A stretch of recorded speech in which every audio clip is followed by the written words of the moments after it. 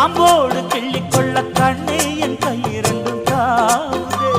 பூமாலை தாங்கிக் கொள்ள பொன்தாலி வாங்கிக் கொள்ள எப்போது என் கழுத்து ஏங்குதே.